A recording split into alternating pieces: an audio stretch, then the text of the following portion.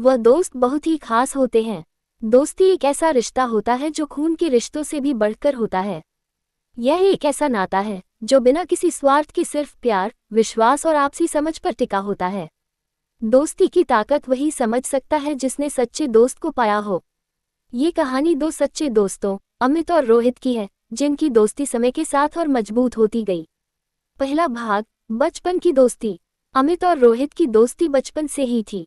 दोनों एक ही स्कूल में पढ़ते थे और हमेशा एक दूसरे के साथ रहते थे।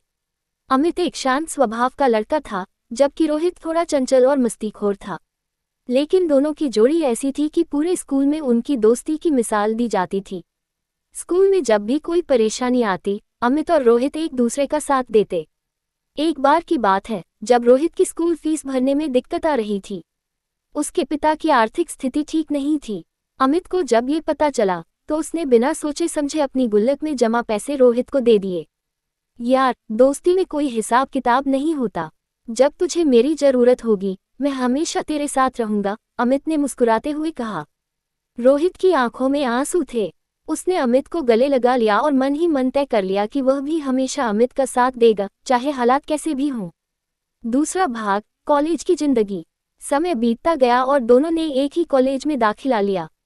कॉलेज की जिंदगी स्कूल से काफी अलग थी, लेकिन उनकी दोस्ती वैसी ही बनी रही।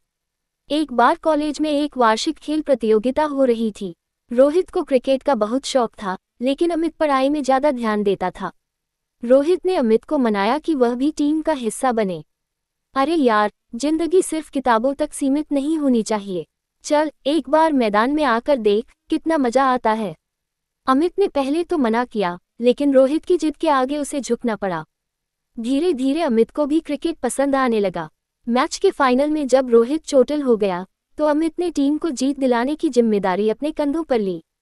उसने न केवल शानदार प्रदर्शन किया, बल्कि अपनी टीम को जीत भी दिलाई। उस दिन रोहित ने गर्व से कहा, देखा, दोस्ती में कुछ नया सीखने से कभी डरना नहीं चाहिए। तीसरा भाग, संघर्ष का दौर। कॉलेज खत्म होते ही दोनों ने अलग अलग नौकरियों में कदम रखा।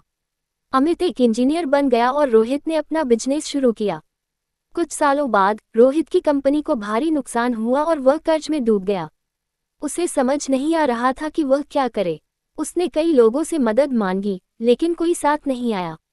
जब अमित को इस बारे में पता चला, तो उसने बिना कुछ सोचे समझे अपनी सारी बचत रोहित को दे दी।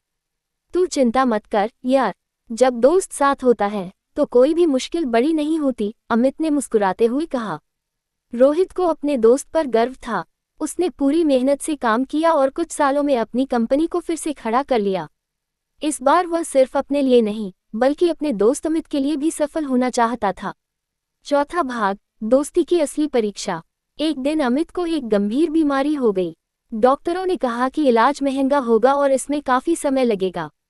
अमित को चिंता होने लगी कि वह अपने परिवार का खर्च कैसे उठाएगा। जब रोहित को ये पता चला, तो उसने बिना किसी संकोच के अपने दोस्त के इलाज का पूरा खर्च उठाया। मुझे तो बस इतना चाहिए कि तू जल्दी ठीक हो जाए। दोस्ती का असली मतलब यही होता है, रोहित ने कहा। अमित की आंखों में आंसू आ गए। उसने महसूस किया कि दोस्ती का असली मतलब सिर्फ साथ निभाना ही नहीं, बल्कि हर मुश्किल घड़ी में एक दूसरे का सहारा बनना भी है। अमित और रोहित की दोस्ती ने हर परीक्षा को पार कर लिया। वे बचपन के दोस्त थे और जीवन भर दोस्त बने रहे। इस कहानी से हमें ये सीखने को मिलता है कि सच्ची दोस्ती किसी भी परिस्थिति में कमजोर नहीं होती, बल्कि हर मुश्किल के साथ और मजबूत होती जाती है। वह दोस्त बहुत ही खास होते हैं, जो हर सुख दुख में आपके साथ खड़े रहते हैं।